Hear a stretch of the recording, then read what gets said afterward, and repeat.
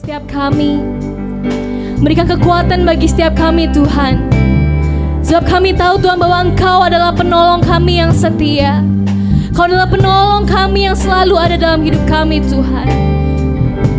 Kami mau sembah Kau Tuhan. Mari kita sembah Dia saudara. Naikkan syukurmu pada Tuhan. Lewat setiap persoalan, Dia adalah Tuhan yang memberikan kita sukacita. Lewat setiap persoalan dalam hidup kita, Dia adalah Tuhan yang memberikan kita kekuatan. Mari kita sembah Dia. Haleluya, haleluya. Kami sembah Engkau Tuhan. Kami naikkan sembah kami bagimu. Kami naikkan pujian kami bagimu. Sebab Kau Tuhan yang layak kami sembah. Kau Tuhan yang layak kami tinggikan. Kami bersyukur Tuhan, kami bersyukur, kami bersyukur. Mari kita sembah Dia. Kami sembah Kau Tuhan, sebab Kau yang layak terima pujian. Kau yang layak disembah, kebaikan-Mu yang nyata, kebaikan-Mu yang nyata dalam hidup kami. Haleluya, haleluya. Kami sembah Engkau Tuhan, kami sembah Engkau Tuhan. Naikkan syukurmu pada Tuhan saudara. Katakan, Tuhan Engkau baik, Kau Tuhan yang setia, Kau Tuhan yang mampu melakukan segala sesuatu dalam hidup kami. Kami bersyukur Tuhan. Haleluya. Kami bersyukur Tuhan. Kami bersyukur Tuhan. Haleluya.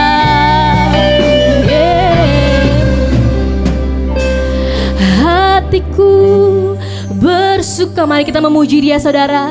Memuji nama-Mu, jiwaku bermegah. Ku angkat tanganku, apapun yang terjadi dalam keadaanku. Sukacitaku hanya di dalam-Mu. Hatiku bersuka, hatiku bersuka. Memuji nama-Mu, jiwaku bermegah. Ku angkat tanganku, apapun yang terjadi, amin, dalam keadaanku. Sukacitaku hanya di dalam-Mu. Sukacitaku, sukacitaku hanya di dalam-Mu. Sukacitaku, sukacitaku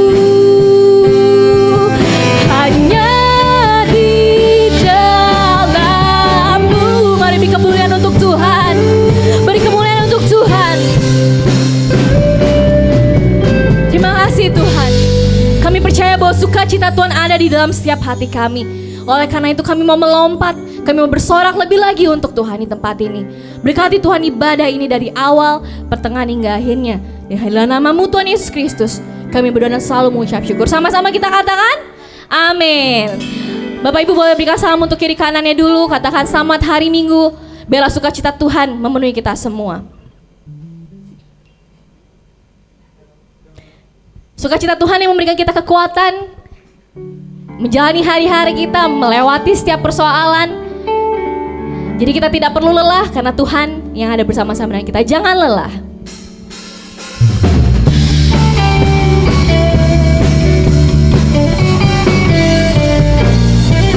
Yeay, yeay.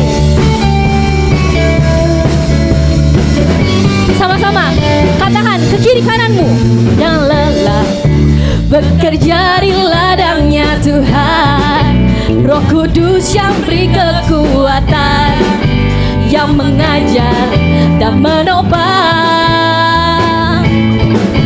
Tiada lelah bekerja bersamamu Tuhan. Dia selalu mencukupkan, selalu mencukupkan akan segalanya. Dari awal katakan kiri kananmu, jangan lelah bekerja di ladangnya Tuhan. Roh Kudus yang beri kekuatan, yang mengajar dan menopang. Tiada lelah bekerja bersamamu Tuhan, amin. Yang selalu mencukupkan akan segalanya. Mari bersama-sama ratakan tanah bergelombang, timbullah tanah yang berlubang, menjadi siap dibangun, menjadi siap dibangun di atas dasar iman. Ratakan tanah bergelombang, timbullah tanah yang berlubang, menjadi siap dibangun di atas dasar iman. Jangan lelah bekerja di ladang. Siapa yang berikan kita kekuatan? Roh Kudus yang beri kekuatan, yang mengajar dan menopang. Tiada lelah bekerja bersamamu Tuhan, yang selalu mencukupkan akan segalanya. Mari sama-sama bergelombang, ratakan tanah bergelombang, timbullah tanah yang berlubang, menjadi siap dibangun di atas dasar iman. Ratakan tanah bergelombang, timbullah tanah yang berlubang, menjadi siap dibangun di atas dasar iman. Ratakan tanah bergelombang, timbullah tanah yang berlubang, menjadi siap dibangun di atas dasar iman. Ratakan tanah bergelombang, timbullah tanah yang berlubang, menjadi siap dibangun di atas dasar iman. Menjadi siap dibangun, menjadi siap dibangun, menjadi siap dibangun, menjadi siap dibangun di atas dasar iman. Beri kemuliaan untuk Tuhan. Lagu tadi berkata jangan lelah bekerja di kantor, bukan. Bekerja di ladangnya Tuhan, sebab karena sukacita Tuhan yang memberikan kita kekuatan. Amin. Kita masih kuat Bapak Ibu untuk memuji Tuhan? Masih kuat? Amin. Saya mau lihat ada yang melambaikan tangannya, katakan sukacita Tuhan yang mengelilingi kita semua. Kita masih mau nyanyikan satu pujian lagi, menyanyikan kebaikan Tuhan. Ku nyanyikan kebaikan-Mu. Kita boleh beri kemuliaan untuk Tuhan lewat tepuk tangan kita.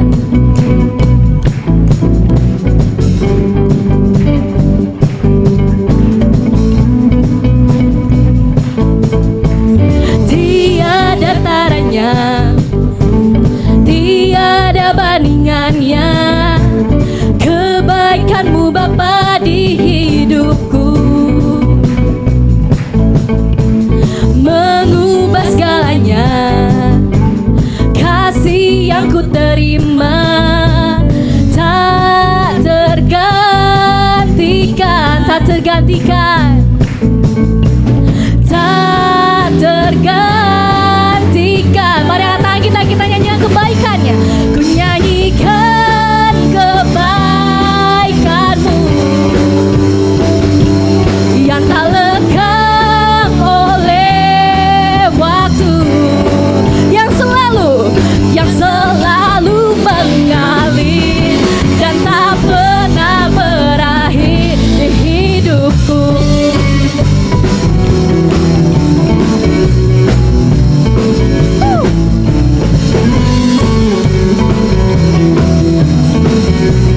Katakan bersama-sama, tiada taranya, tiada taranya, tiada bandingannya.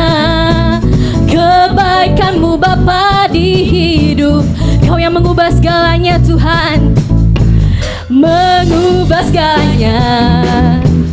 Kasih yang ku terima tak tergantikan, tak tergantikan, tak tergantikan.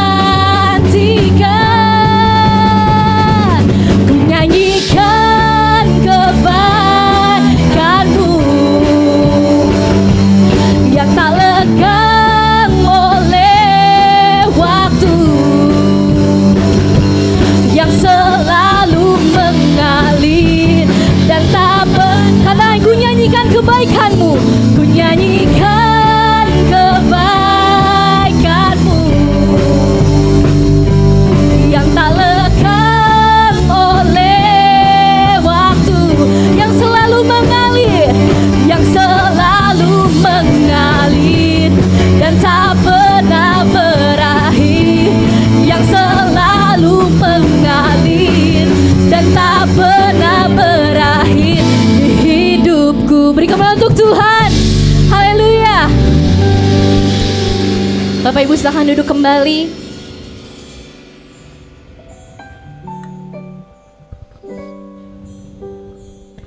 Mengingat setiap kebaikan Tuhan di kehidupan kita yang tidak pernah berakhir, kadang membuat saya tersenyum, kadang membuat saya menangis. Kemarin saya dengar khotbah dari opa saya, pakai ilustrasi ya apa ya, satu kertas putih diisi titik tengah. Jadi kertas putih itu sebenarnya adalah berkat kehidupan kita, yang itu berkat Tuhan. Tapi cuma karena ada satu masalah, kita fokusin ngelihatnya si titik hitam itu aja. Padahal firman Tuhannya tuh banyak. Ntar mau dibawain gak pantas bocor loh gua. Ya gak ya. Jadi kadang-kadang kita terlalu fokus dengan masalah kita dalam menjalani kehidupan kita sehari-hari, sampai kita lupa bahwa Tuhan tuh pernah tolong kita loh dulu. Tuhan tuh pernah tolong kita loh kemarin pernah ngelewati masalah lebih besar daripada yang sekarang loh. Tapi kita khawatir.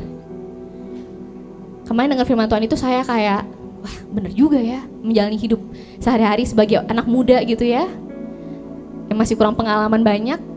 Dengar itu benar. Kadang-kadang kita terlalu fokus dengan satu atau dua masalah, pada ribuan kebaikan Tuhan dari mungkin kita masih kecil sampai kita saat ini sebagaimana kita ada, kita lupa kalau Tuhan adalah Tuhan yang setia. Amin. Dia adalah penolong yang setia. Dia adalah Tuhan yang selalu ada untuk hidup kita. Pujian ini berbicara tentang bagaimana Tuhan yang menemani kita saat kita berjalan. Dia yang menerangi setiap jalan hidup kita. Kita tidak perlu takut, kita tidak perlu bimbang, sebab Tuhan yang beserta kita. Kita nyanyikan pujian ini bersama-sama Bapak Ibu. Judulnya Penolongku yang Setia.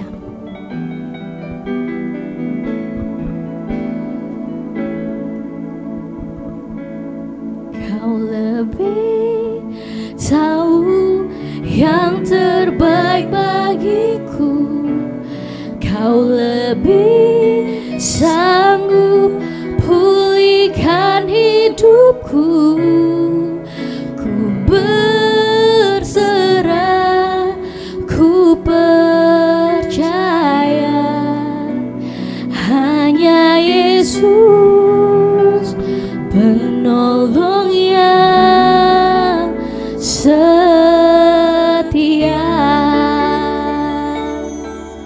Saat ku berjalan, saat ku berjalan,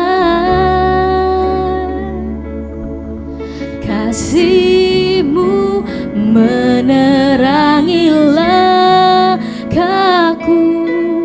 Takut, takut, tak ku bimbang, karena ku tahu Kau bersamaku.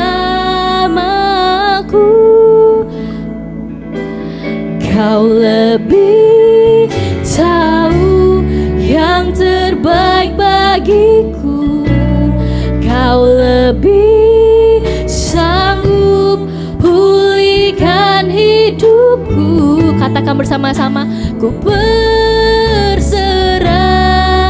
ku percaya hanya Yesus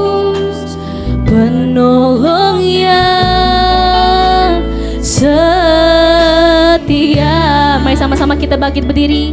Kita puji dari awal lagi. Saat ku berjalan, saat ku berjalan, kasih-Mu Tuhan, kasih-Mu menerangi langkahku.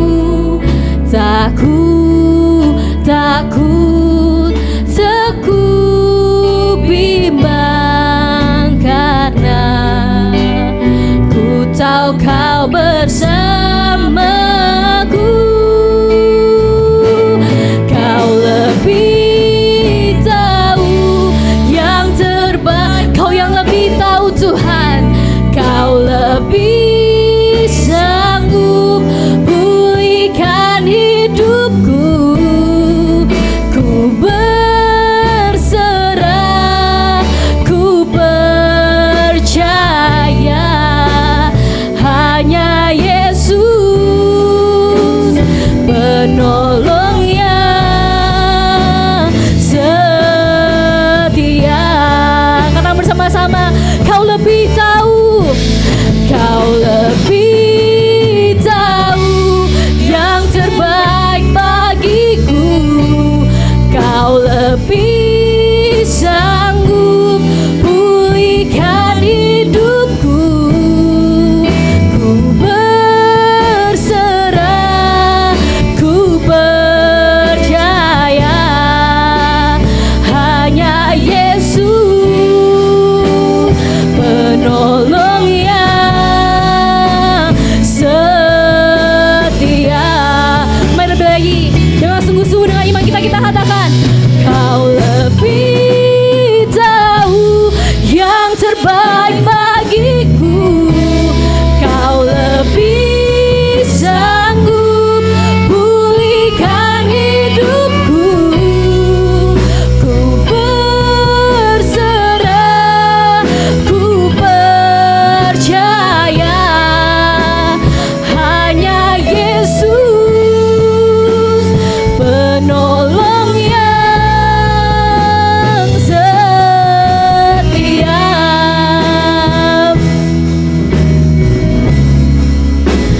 Hanya Yesus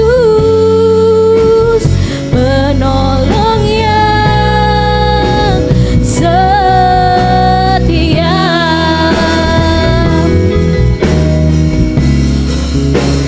Hanya Yesus penolong yang setia.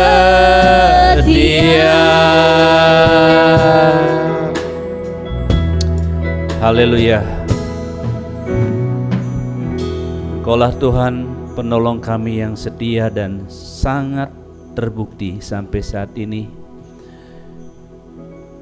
Tuhan, Engkau menyatakan pertolongan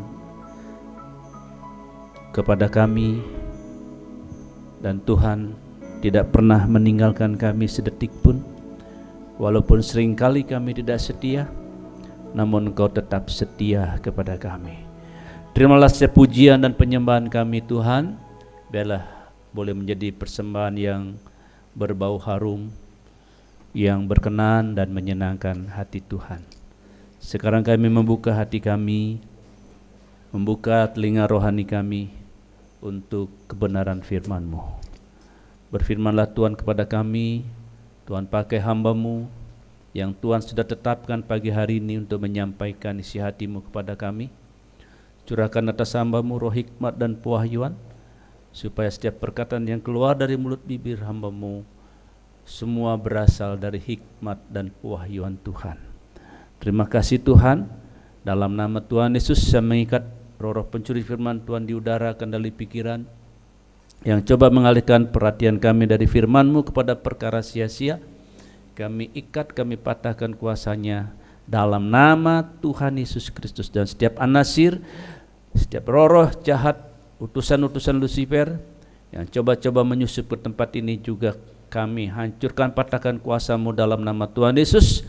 Kau tinggalkan ruangan ibadah ini, sebab Engkau tidak punya bagian apapun di dalam persekutuan umat Tuhan di tempat ini. Yesus Kristus adalah kepala atas gerejanya. Di dalam nama Tuhan Yesus Kristus. Haleluya. Amin. Amin. Silahkan duduk kembali Bapak Ibu dikasih Tuhan. Ya, hari ini seperti saya umumkan, firman Tuhan akan disampaikan oleh hambanya dari jauh, Bapak Pendeta Yohanes Thomas. Ya, saya atas nama Gembala Sidang dan seluruh jemaat, juga para pengurus atau majelis, mengucapkan selamat datang kepada Bapak Pendeta Thomas yang didampingi oleh putranya, adik saya itu Ebenezer Thomas. Hari ini yang melayani generasi pertama dan generasi ketiga. Jadi ya yang pimpin pujian itu generasi ketiga, jadi yang khotbah generasi pertama. Atas nama Bapak Gembala dan seluruh jemaat, saya mempersilahkan Bapak Pendeta Thomas untuk menyampaikan firman Tuhan.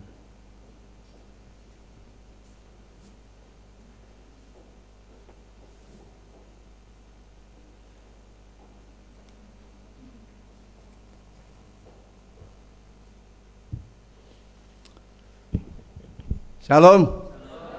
Apa kabar? Luar biasa. Tahun 2023 tahun kemenangan untuk kita, amin. Kita boleh salaman, kan sudah boleh salaman sekarang kan? Tidak gini lagi. Ya, salam. Kita bangkit berdiri. Salaman dan katakan, aku hidup dalam Yesus. Aku hidup dalam Yesus.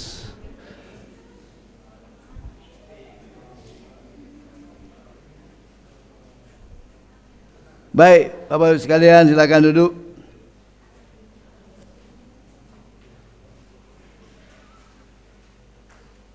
Hari ini kita berbicara satu tema yang berjudul diproses menjadi seperti Kristus. Diproses menjadi seperti Kristus. Ayat kuncinya ada di dalam 1 Yohanes 2 ayat yang ke-6. 1 Yohanes 2 ayat yang ke-6. Itu sebenarnya sudah fasal tapi kita tidak baca. Nanti Bapak Ibu bisa baca di rumah atau sudah dibaca. 1 Yohanes 2 ayat yang ke-6. Demikian firman Tuhan. Barang siapa mengatakan bahwa ia ada dalam Kristus, ia wajib hidup sama seperti Kristus telah hidup. Bapak Ibu yang kekasih, ini bagian firman Tuhan yang tidak gampang untuk diwujudkan dalam kehidupan kita. Tapi ini memang harus ada dalam hidup kita. Kalau kita berani mengatakan bahwa kita hidup di dalam Kristus, tetapi tidak nampak Kristus di dalam hidup kita, itu sama dengan bohong. Seseorang anak mengatakan bahwa aku adalah anak dari A dan B, tapi dalam hidupnya tidak nampak sifat-sifat dari bapak ibunya, itu masih diragukan. Silakan Boske maju ke depan.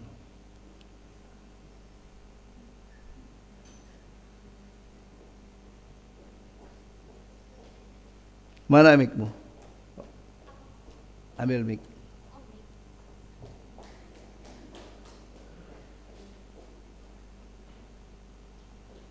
Ini mau saya beri ilustrasi aja. Cek. Karena ini cucu saya nggak apa-apa. Paling kalau marah dia nggak akan traktir saya. Nggak apa-apa. Baik, Boska. Boska anak bapak, anak dari bapak Nengah dan Ibu Rita.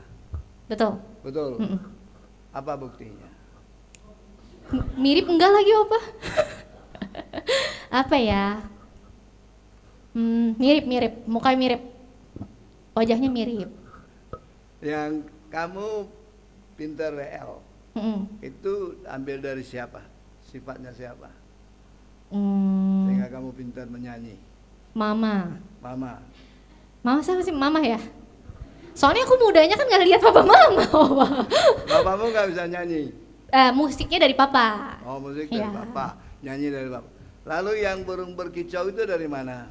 Dari mama. Oh, dari mama. Ya, berarti dia anak Pak Nengah dan Ibu Rita. Amin. Ya, silakan dulu. Oke, ada, yes. Itu saya contoh aja. Eben memiliki sifat saya juga. Dia memiliki yang dominan sifat mamanya. Kalau anak saya yang tertua, dia sifat saya. Nah, Bapak, Ibu, dan saya adalah anak Bapa surgawi. Selain kita memiliki sebagai anak, sebagai lahir dari orang tua kita dilahirkan kedua kali dari Bapa surgawi. Kita yakin kita semua sudah dilahirkan dua kali? Sudah? Lahir secara jasmani, lahir secara rohani. Karena kalau kita hanya dilahirkan satu kali oleh orang tua kita, maka kita akan mati dua kali. Mati jasmani dan mati jiwa kita di neraka. Kalau kita dilahirkan dua kali, lahir secara jasmani, tapi lahir secara rohani oleh pekerjaan Roh Kudus dan Firman, maka kita hanya mati satu kali, yaitu mati jasmani. Tapi kita akan memiliki hidup yang kekal di dalam kerajaan surga. Amin. Itulah yang menjadi tujuan kehidupan kita. Itu sebabnya setiap kita yang berani berkata kita hidup dalam Kristus, maka kita harus hidup seperti Kristus. Dalam hal ini berbicara masalah karakter Kristus harus nampak dalam hidup kita. Kalau kita sebagai anak-anak Bapa surgawi di dalam hidup kita seharian tidak nampak karakter Kristus, sekali lagi itu masih dipertanyakan. Apa benar-benar kita anak Bapa surgawi? Itu harus dibuktikan dalam hidup kita. Kita tidak mungkin akan mengatakan pada masyarakat dengan dada yang di depan berkata, kamu tidak tahu aku ini Bapa, anak Bapa surgawi. Aku punya rumah di surga sesuai dengan janji Bapa. Tapi dalam pembuktian hidup sehari-hari, masyarakat atau tangga saudara hanya melihat saudara dengan muka yang merengut, dengan suka ini, dan dia tidak akan percaya. Karena kita memiliki Bapa, memiliki Tuhan yang penuh sukacita. Hidup yang penuh sukacita. Nah, Bapak sekalian, karakter kita atau sifat kita yang dasar adalah dari orang tua kita. Tapi juga dalam pergaulan masyarakat kita ini, karakter kita atau sifat kita dibentuk oleh masyarakat itu sendiri, oleh pergaulan itu. Sebabnya ayat berkata, kelakuan yang baik dan pergaulan yang jahat akan merusak kelakuan yang baik. Di Jakarta ini kalau nyamannya pergaulan itu, ya saya tidak bisa bayangkan, saudara yang tinggal di Jakarta yang tahu. Tapi di mana-mana pun pergaulan itu dapat dikatakan pergaulan yang bisa merusak kehidupan manusia. Nah, kita ada di dalamnya. Lewat apapun juga. Kalau kita sekarang dalam gedung ini, tentu kita bernyaman. Secara rohani kita nyaman. Tapi kalau kita sudah keluar, maka kita akan bertemu dengan banyak orang. Disitulah kita akan bisa dipengaruhi. Nah, Bapak Ibu sekalian, untuk sifat-sifat yang ada itu, karakter tidak mungkin kita akan bertemu Yesus. Harus diadakan proses perubahan menjadi seperti Kristus. Hal ini yang kita akan bicarakan bersama. Ada 4 fasilitas. Ada 4 fasilitas yang Tuhan sudah berikan kepada kita untuk kita gunakan dalam hidup ini, supaya dari 4 fasilitas itu bisa merubah, memproses akan kehidupan kita menjadi sama seperti Kristus. Allah tidak intervensi untuk merubah karakter kita. Karunia yang kita miliki Dia yang memberi. Tetapi karakter adalah usaha kita lewat fasilitas yang Allah sudah berikan. Bapak Saudara sekalian, saudara kenal yang namanya Timotius di dalam Alkitab. Paulus menjadikan dia murid yang luar biasa. Tapi modalnya bukan hanya Paulus. Paulus adalah memoles dia untuk menjadi seorang murid, menjadi seorang hamba Tuhan, menjadi seorang gembala di Efesus. Tapi sesungguhnya dia memiliki dasar dari orang tuanya. Apakah itu? Coba kita membuka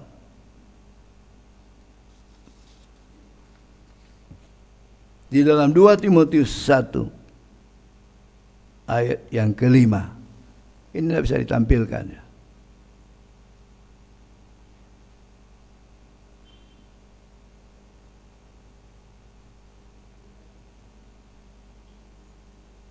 Dua Timotius 1 ayat yang kelima.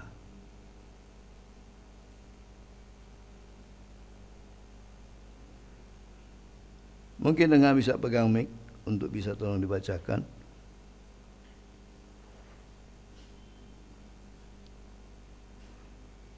Untuk menghemat suara saya.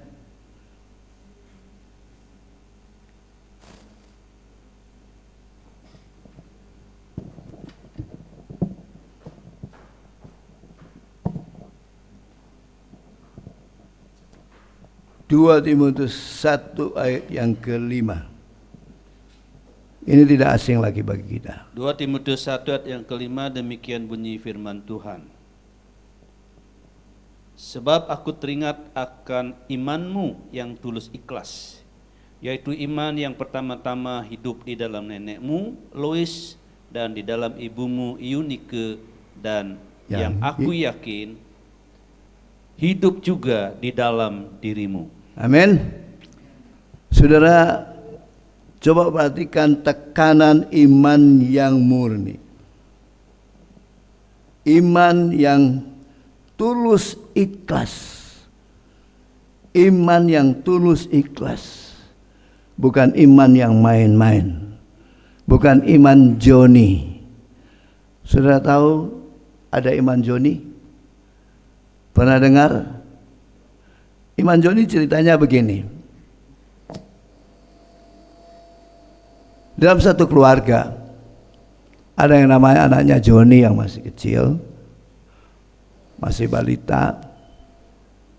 Pada tiba waktu hari Natal, sepatunya robek. Dan dia ingin sepatu baru. Dia tinggal dengan mbahnya, tinggal dengan dia, tapi kamarnya sebelah. Tapi ya namanya di desa ya. Kamarnya dari bambu yang dianyam, itu ya dindingnya.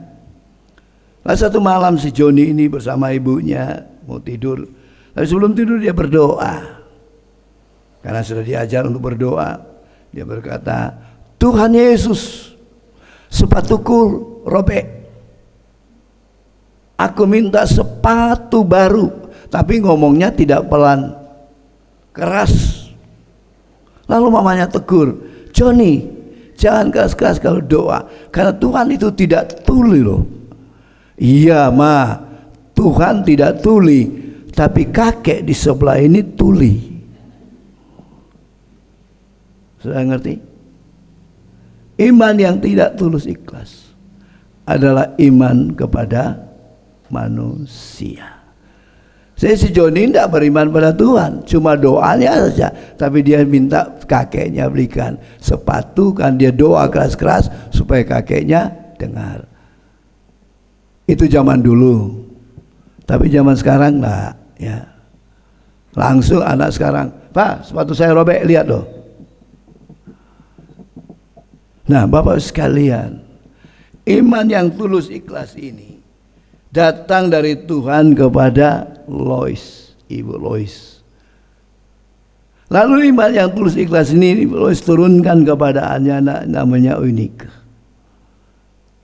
Lalu dari ibu Eunike ini turunkan kepada Timotius. Ini namanya warisan. Warisan iman. Dan inilah yang kita butuhkan para orang tua. Turunkanlah warisan rohani kepada anak cucu kita. Kita memiliki tanggung jawab untuk memberikan mereka warisan secara jasmani, memberikan bekal secara jasmani, baik itu pengetahuan yang mereka miliki kita sekolahkan sebisa-bisa mungkin, kita tinggalkan mungkin warisan apa, tapi itu hanya sifatnya mereka gunakan di dunia ini. Tapi kehidupan kita bukan sekedar di dunia ini. Dunia ini hanya kita huni selama 80 tahun. Kalau kita masih kuat 90. Pak Alim 78 tahun ini. Saya 79. Jadi kakak beradik. Kalau saya mencapai itu 80, iya, tetapi mungkin sekarang saya pun sudah tidak kuat, saudara. Jalan pun harus dituntun, kalau apalagi kalau waktu kami jalan Rita tuntun terus saya. Puska, mereka berdua. Di tempat saya juga sudah makaikan ini. Karena nggak kuat, cuma ini kan tidak terlalu tinggi. Pak Alim juga. Kita tidak bisa mencapai umur 1000 tahun yang lalu, 1000 tahun lagi. Tidak mungkin. Itu hanya pujangga yang berkata begitu. 80. Kita hanya sementara 80. Kita sudah merasa lama. Tapi kita akan hidup di tempat kekekalan sana. Kekal. Tidak bisa dihitung. 80 tahun saja kita sudah lama rasanya.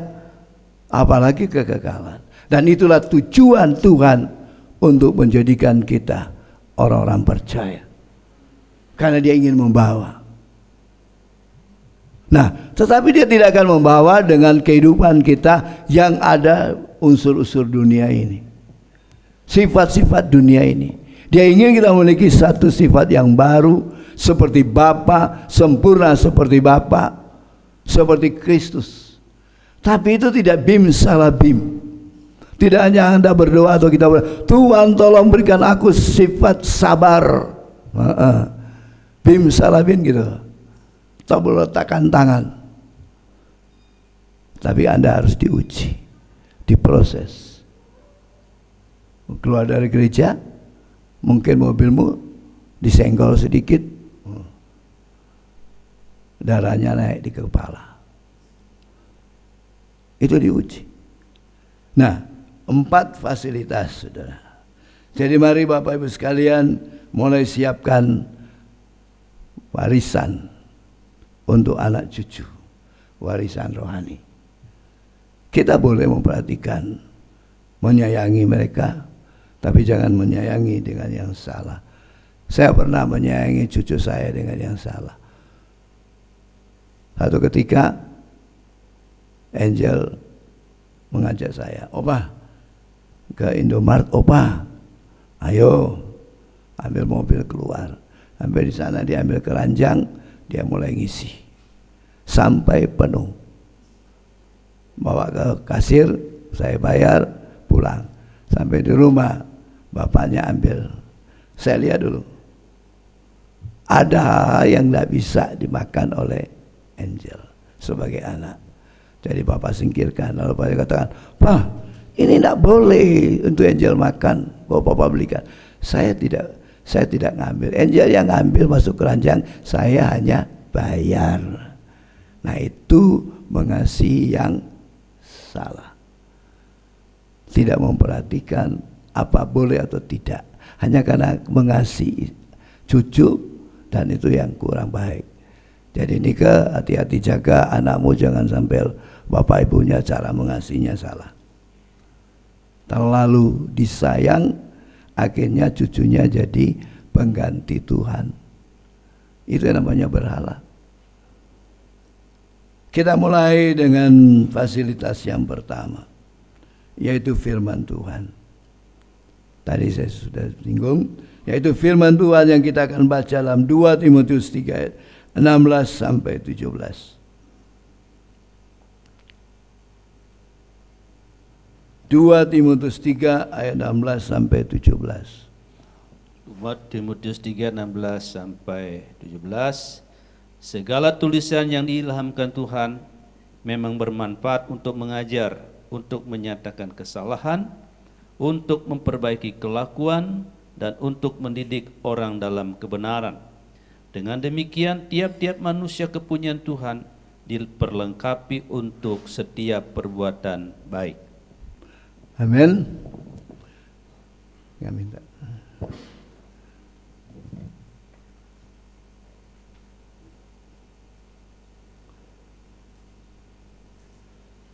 Firman Tuhan adalah alat untuk mendidik kita, untuk menjadi anak-anak Tuhan yang berkarakter Kristus.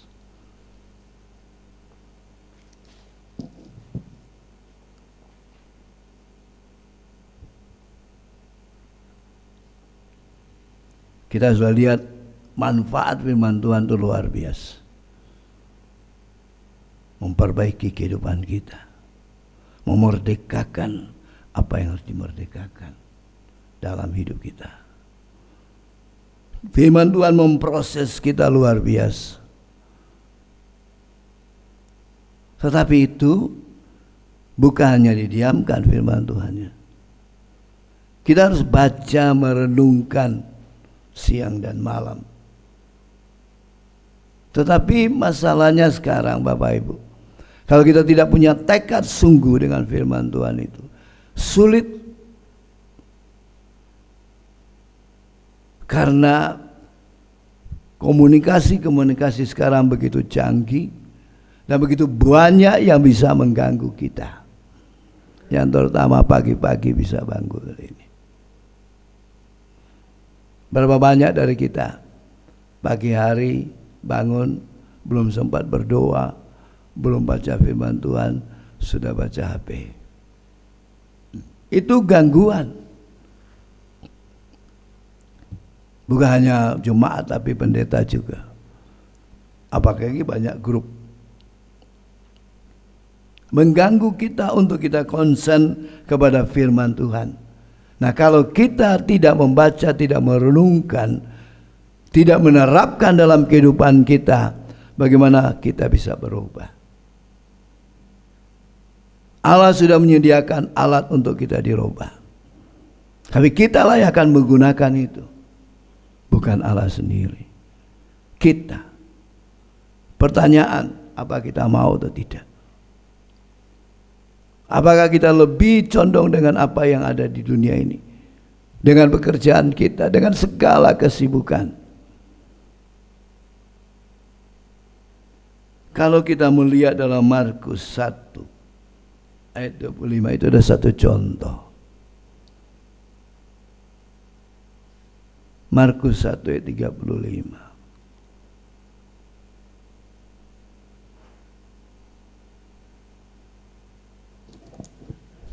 Markus 1:35, demikian firman Tuhan. Pagi-pagi benar, waktu hari masih gelap, ia bangun, yaitu Yesus bangun dan pergi keluar. Ia pergi ke tempat yang sunyi dan berdoa di sana. Pagi-pagi benar, waktu sunyi, Yesus bangun. Dan dia ambil waktu untuk berhubungan dengan Tuhan, dengan Bapaknya. Dia mendengar apa yang Bapa sampaikan kepada dia. Dia tidak akan melakukan sesuatu tanpa ada perintah dari Bapa, tanpa ada firman dari Bapa, tanpa dia berdoa dengan Bapa, berbicara dengan Bapa. Padahal Yesus adalah waktu itu dia ada penuh dengan kesibukan, melayani siapapun juga, memberi makan, mendoakan orang, menyembuhkan dan semua. Karena dia hanya punya waktu yang singkat di dunia, hanya 3,5 tahun untuk dia memberitakan kebenaran itu lewat perbuatan hidupnya. Tapi dia harus ada waktu yang khusus untuk dia bisa mendengar apa perintah Bapa hari ini.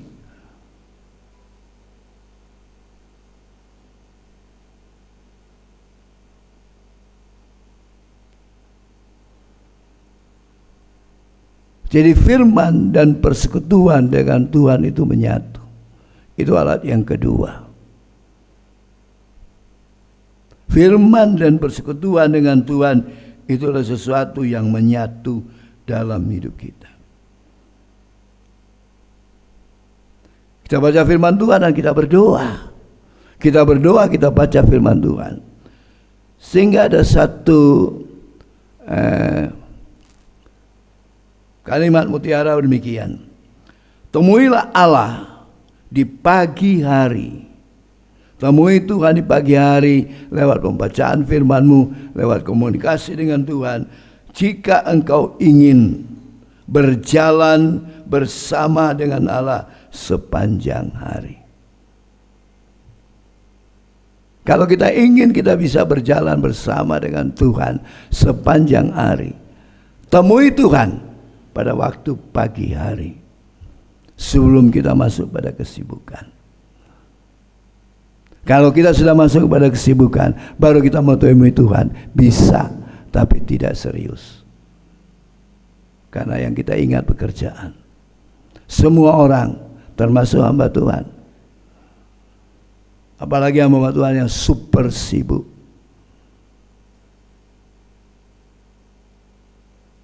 ada hamba Tuhan yang keliling ke sana kemari, temui istri, dia selalu temui di bandara. Dia terbang dari misalnya dari mana, dia temui di bandara. Oleh-olehnya ditinggalkan sama istri, yaitu pakaian kotor.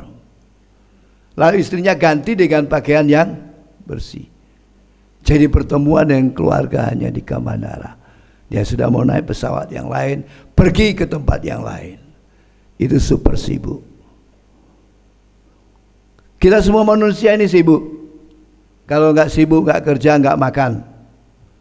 Tetapi jangan kesibukan itu merubah fokus.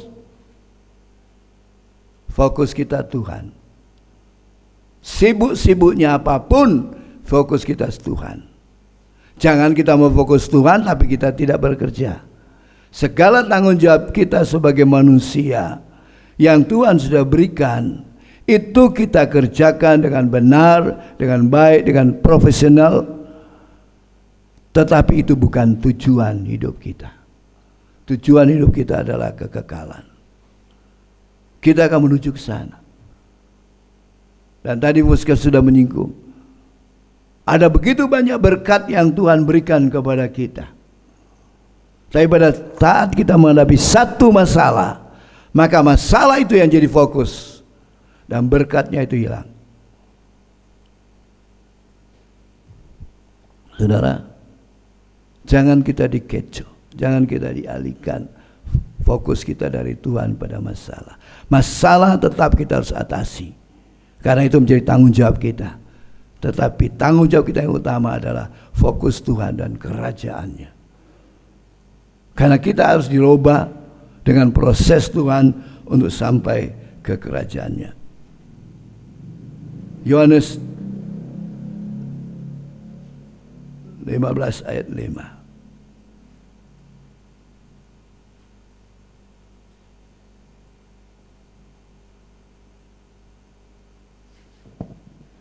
Yohanes 15 ayat 5, firman Tuhan berkata, "Akulah pokok anggur dan kamulah ranting-rantingnya. Barang siapa tinggal di dalam aku dan aku di dalam dia, ia berbuah banyak.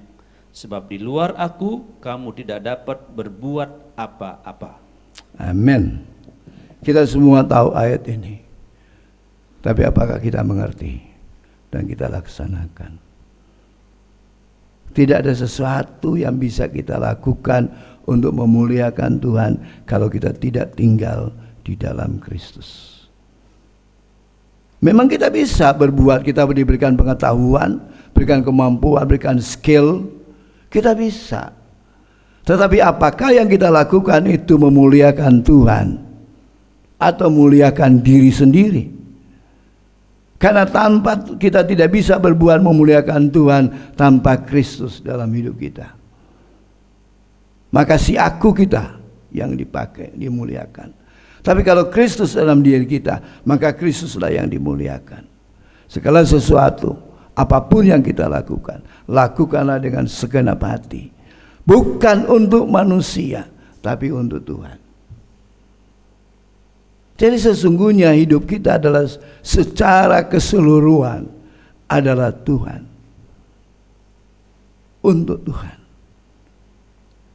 Karena Bapak, Ibu, dan Saudara, dan saya sudah diambil, sudah ditebus.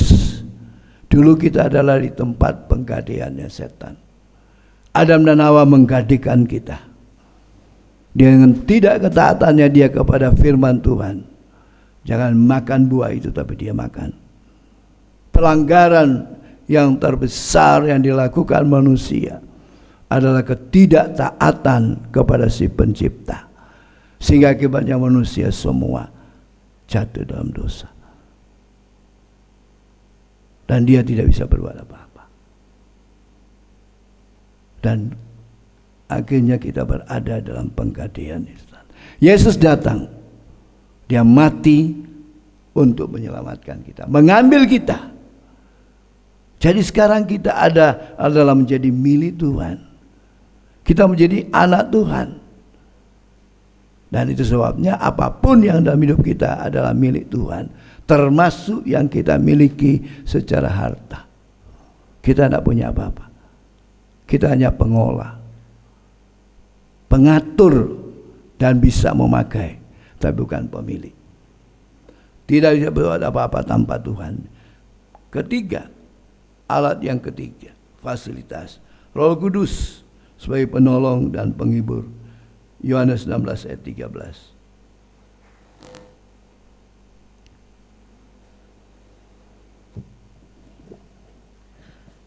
Yohanes 16 ayat 13, demikian firman Tuhan. Tetapi apabila Ia datang, yaitu Roh kebenaran, Ia akan memimpin kamu ke dalam seluruh kebenaran, sebab Ia tidak akan berkata-kata dari dirinya sendiri, tetapi segala sesuatu yang didengarnya, itulah yang akan dikatakannya, dan Ia akan memberitakan kepadamu hal-hal yang akan datang. Amin. Allah memberikan fasilitas yang ketiga, yaitu Roh Kudus. Roh Kudus dibutuhkan dalam setiap kita. Karena setelah Yesus naik ke surga, tidak ada lagi Yesus secara pribadi, tapi Roh Kudus dikirimkan. Yesus saja membutuhkan Roh Kudus. Kita tahu bagaimana dia waktu Yohanes membaptis dia. Lalu ada suara berkata, inilah anakku yang kukasihi, kepadanya aku berkenan. Ada Roh Kudus yang melambangkan burung merpati. Dan dengan Roh Kudus itulah membawa dia ke padang belantara untuk dicobai, diuji selama 40 hari 40 malam dengan dia berpuasa. Roh Kudus itu yang memimpin ke sana. Jadi dia juga dibantu oleh Roh Kudus dalam pengujian itu. Yesus yang adalah Allah sejati, manusia sejati, itu sebabnya dia butuhkan Roh Kudus.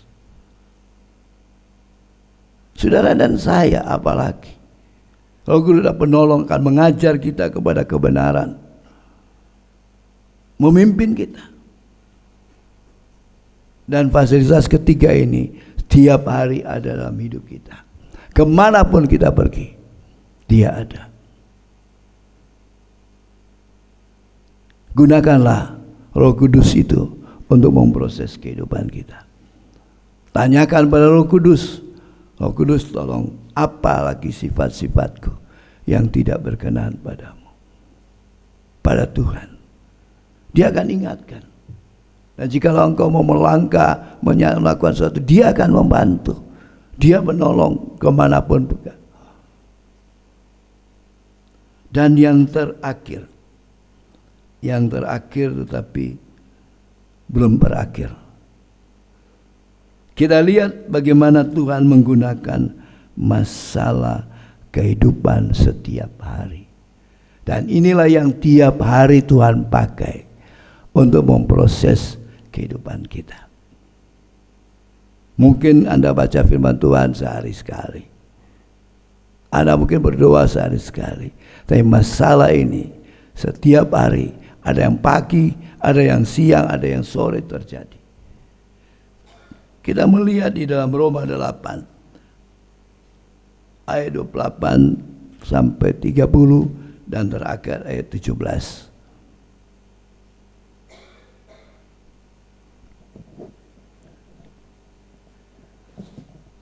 Roma pasal 8 ayat 28, demikian firman Tuhan. Kita tahu sekarang bahwa Bapa turut bekerja dalam segala sesuatu untuk mendatangkan kebaikan bagi mereka yang mengasihi Dia, yaitu bagi mereka yang terpanggil sesuai dengan rencana Bapa. Sebab semua orang yang dipilihnya dari semula, mereka juga ditentukannya dari semula untuk menjadi serupa dengan gambaran anaknya, supaya ia anaknya itu menjadi yang sulung di antara banyak saudara. Dan mereka yang ditentukannya dari semula, mereka itu juga dipanggilnya. Dan mereka yang dipanggilnya, mereka itu juga dibenarkannya. Dan mereka yang dibenarkannya, mereka itu juga yang dimuliakannya. Amin.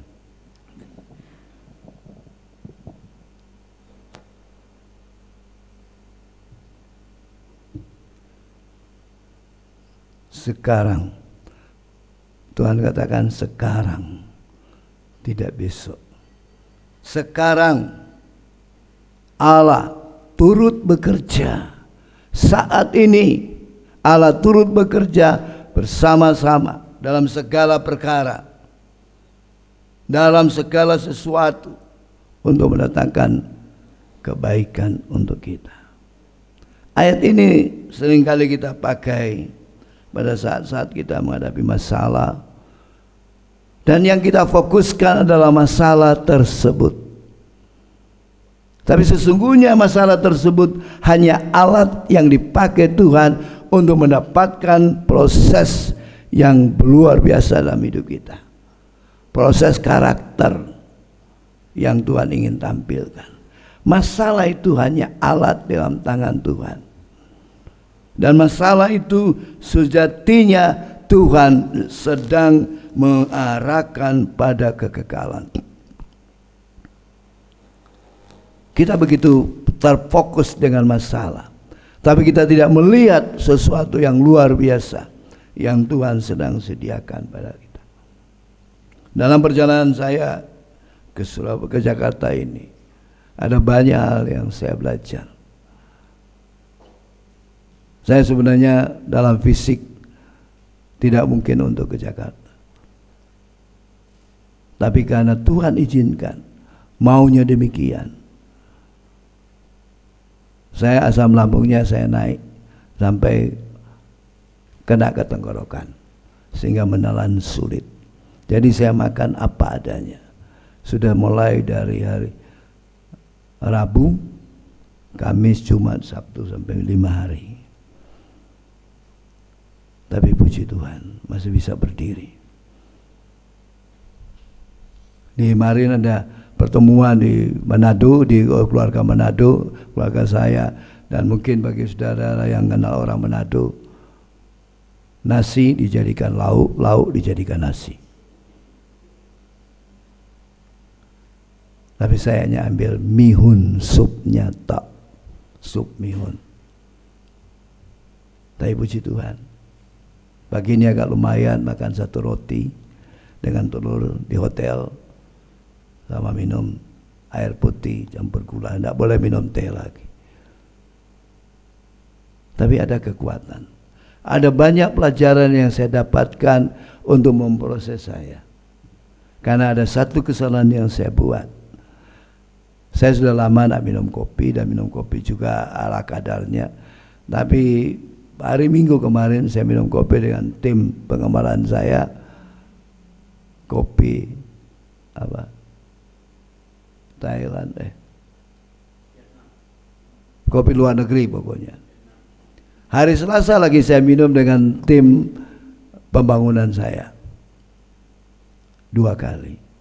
Akhirnya hari Selasa malam mulai asam lambung naik, nggak bisa masuk apa-apa.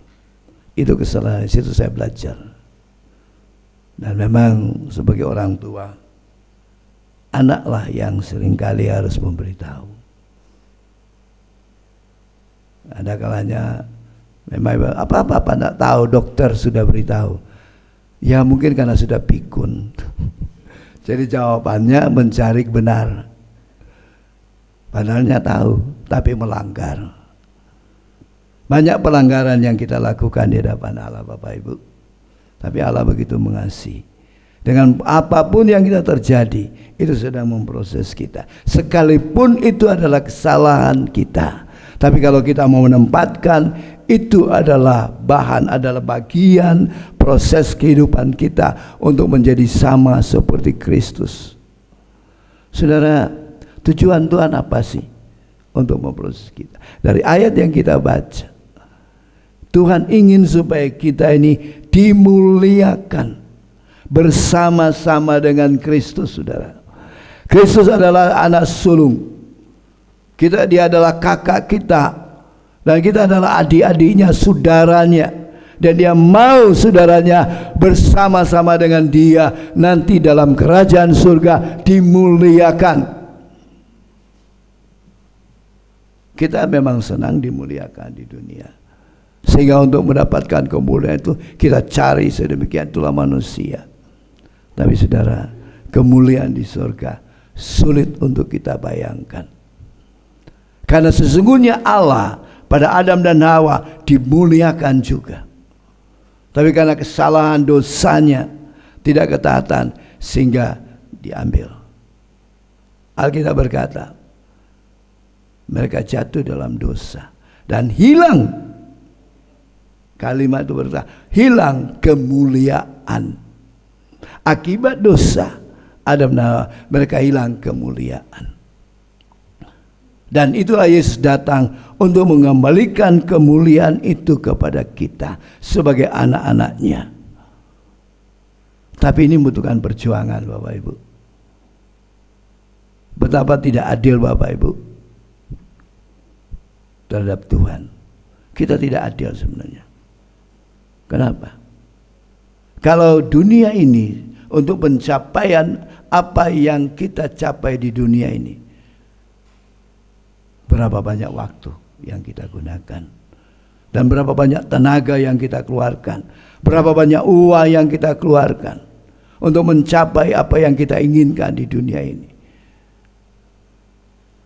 Kita kerahkan seluruh kemampuan kita. Tetapi satu pertanyaan, kalau kita mau mencapai apa yang maunya Tuhan dalam hidup kita, itu sampai pada kekekalan, berapa banyak waktu yang kita berikan, berapa banyak waktu dan tenaga yang kita keluarkan, berapa banyak uang yang kita keluarkan. Itulah ketidakadilan kita. Kita terlalu fokus dengan apa yang kita mencapai di dunia. Bukan tidak boleh, tapi kalau itu sudah jadi fokus kehidupan kita, itu yang tidak boleh. Saudara mau mencita-citakan apa aja. Di hotel yang saya nginap, pas kami makan di meja yang di depan, di meja itu di dindingnya tercantum sukses di tengah. Lalu ada mencapai sukses, ada ini, saya sampai foto. Untuk mencapai sukses dunia, segala macam kita kerahkan. Tapi untuk mencapai sukses dalam kerajaan Allah, dimuliakan bersama Kristus, apa yang kita sudah kerahkan? Waktu aja untuk baca firman Tuhan, mungkinnya 5 menit. Waktu untuk berdoa, hanya 5 menit. Waktu untuk berkomunikasi, untuk menyembah 5 menit. Total 15 menit. Apakah dengan itu kita bisa mengharapkan, Tuhan, aku ingin dimuliakan bersama Engkau? Yesus dimuliakan. Dia diberikan nama di atas segala nama. Dan dengan nama itu, segala lutut akan berlutut, segala lidah akan mengaku. Kenapa? Karena dia sudah berusaha. Dia sudah mengeluarkan seluruh kehidupannya sampai mati tersalib. Karena dia ingin supaya saudara dan saya, sebagai anak-anaknya, sebagai saudaranya, bisa bersama dia memuliakan, dimuliakan. Saudara, sulit untuk kita bayangkan kita dimuliakan. Tadi malam aja ya saya mau pulang dengan anak-anak di mobil, keluarga saya berderet di pinggir jalan mengantar kami. Itu juga sudah agak bangga karena saya kakak yang tertua. Saya dapat dikatakan yang tertua di dalam family Thomas. Itu aja sudah senang. Bagaimana kalau kita di surga ada malaikat berderet menyambut kita, dimuliakan, bagaimana? Senang enggak? Inilah para hamba-hamba Tuhan. Kita semua ini hamba Tuhan. Hanya hamba Tuhan seperti saya Pak Alim itu profesinya. Tapi kita ini dapat Tuhan, hamba Tuhan. Inilah hamba-hamba Tuhan dari gereja Roxy. Disambut, dimuliakan. Apa kita tidak punya kerinduan untuk itu? Kalau kita tidak punya kerinduan untuk itu, imanmu dipertanyakan. Apakah iman dari Tuhan, iman tulus ikhlas, atau iman Joni?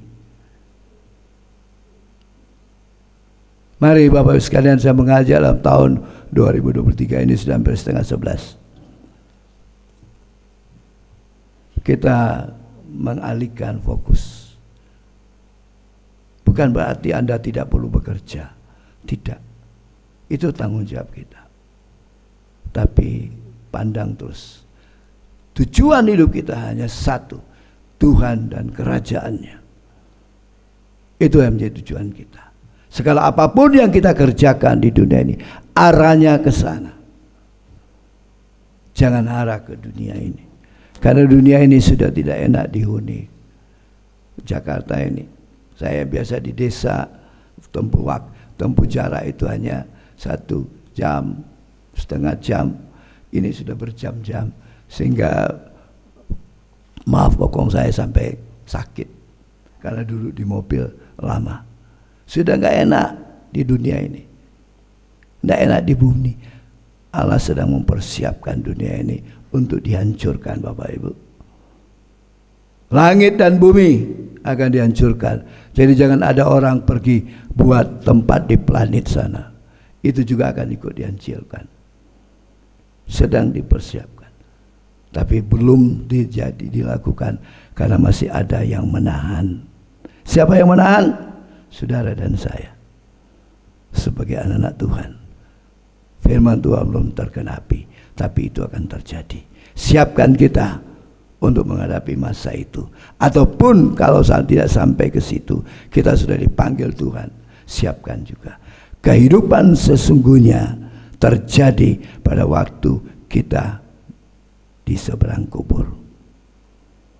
Jadi sudah di seberang kubur bukan berarti di kubur itu diam, tapi di seberang sana.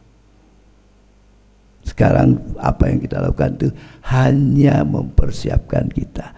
80 tahun Tuhan mempersiapkan kita sebagai anak Tuhan untuk bisa mencapai tujuan. Jadi bukan satu kehidupan sesungguhnya. Tapi manusia karena keenaan dunia ini ingin bertahan di dunia. Tapi sebenarnya akan dibinasakan. Tuhan Yesus memberkati. Amin. Mari kita doa. Bapa, hamba sudah boleh sampaikan bagian firman Tuhan ini dengan segala pertolongan-Mu.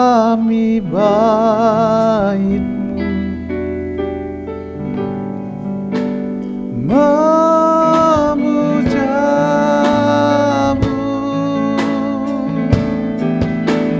Diberkati Kau Tuhan, dengan pujian kami dalam dengkapan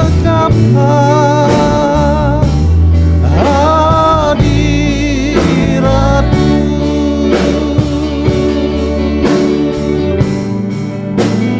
Memenuhi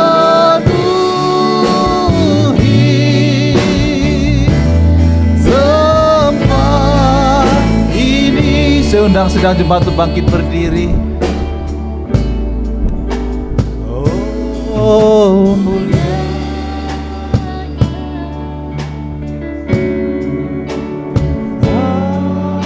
hadirat-Mu, kami bait-Mu, menyembah-Mu. Katakan dengan diberkati Kau Tuhan, dengan pujian kami dalam dengkapan hadirat-Mu.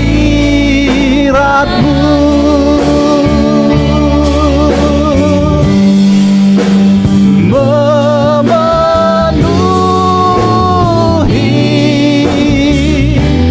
tempat ini. Diberkati Kau Tuhan. Oh haleluya. Diberkati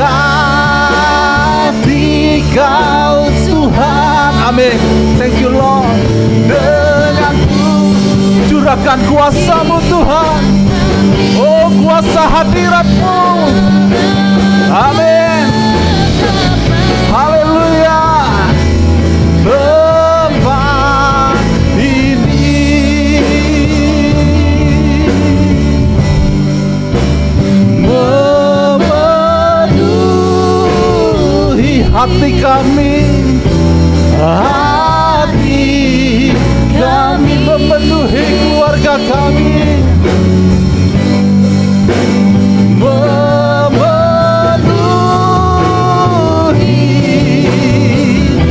keluarga kami.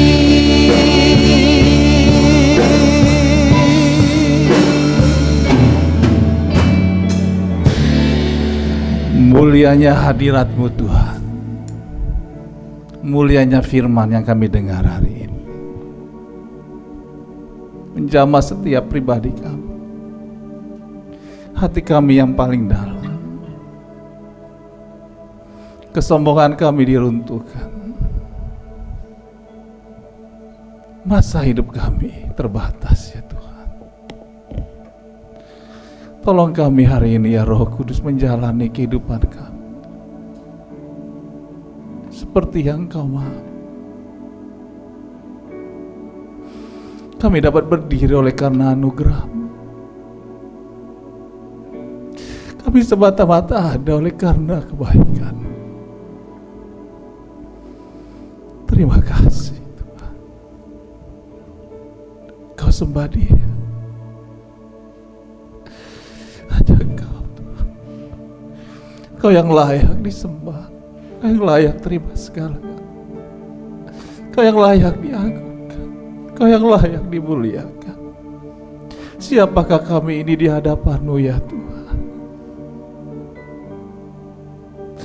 Siapakah kami di hadapan-Mu ya Tuhan? Kami rindu menjalani hidup ini setiap hari, setiap detik sesuai dengan firman. Seringkali kami abai melakukannya dengan kekuatan kami. Oh, terima kasih Tuhan.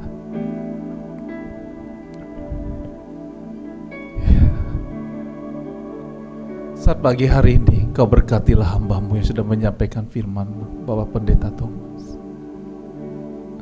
Pakai dia tambah hari tambah heran di dalam usianya hari ini. Biarlah pengurapan-Mu yang baru, hikmat pengertian-Mu turun atas hamba-Mu ini. Seluruh keluarga besarnya Tuhan berkati. Kami juga berdoa hari ini bagi gembala sidang kami, Pak Halim. Tuhan, Kau campur tangan urapi juga. Pakai dia Tuhan. Kami percaya pada kedua hamba-Mu ini Kau punya rencana yang besar, yang luar biasa. Kuasa urapan mengalir melalui kehidupan mereka. Bagi hamba-hamba Tuhan yang melayani di tempat ini juga Tuhan urapi. Biarlah kuasa urapan mengalir dari kehidupan mereka semua. Anak-anak-Mu yang melayani di tempat ini Tuhan urapi mereka semua. Apapun menjadi problem hidup kami hari ini, kami percaya bahwa semuanya ini akan menjadi sesuatu yang indah dalam kehidupan kami. Terima kasih Tuhan untuk semuanya. Berkatilah bangsa dan negara ini, pemerintah negeri ini. Terpuji-pujilah Engkau ya Tuhan. Di dalam nama Tuhan Yesus Kristus kami berdoa dan mengucap syukur. Dan saatnya kami mau menerima berkat. Diberkati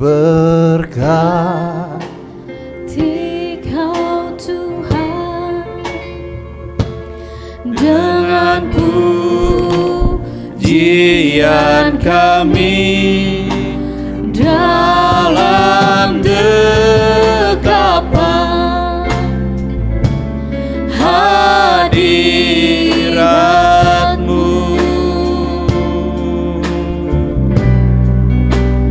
memenuhi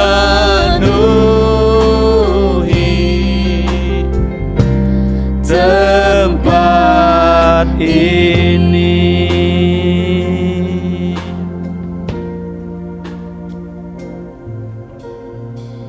Mari kekasih-kekasih Tuhan, sekarang arahkanlah hatimu kepada Tuhan, sebab Bapa menyinarkan wajahnya kepadamu. Tuhan memberkati engkau dan melindungi engkau. Tuhan menyinari engkau dengan wajahnya dan memberi engkau kasih karunia. Tuhan menghadapkan wajahnya kepadamu dan memberi engkau damai sejahtera. Saudara-saudara dikasihi Tuhan, pulanglah dengan membawa segala berkat, rahmat dan anugerah dari Bapa Yahweh di dalam surga.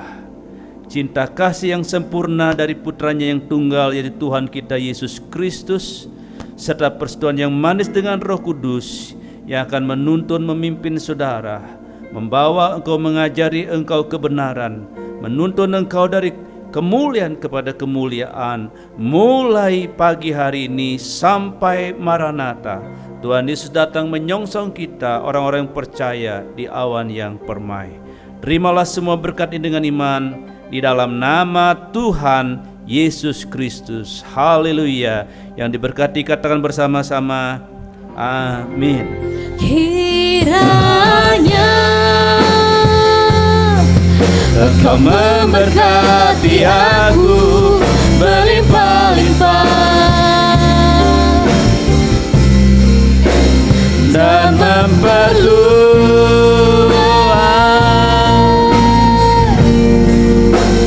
daerahku,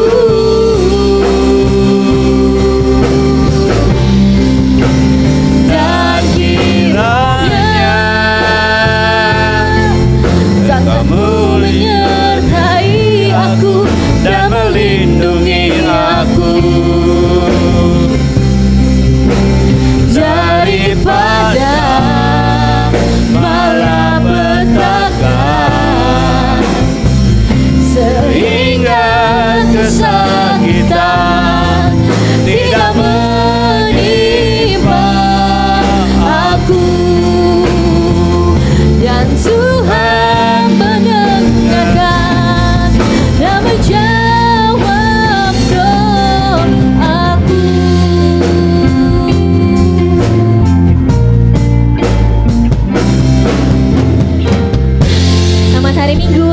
memberkati kita semua.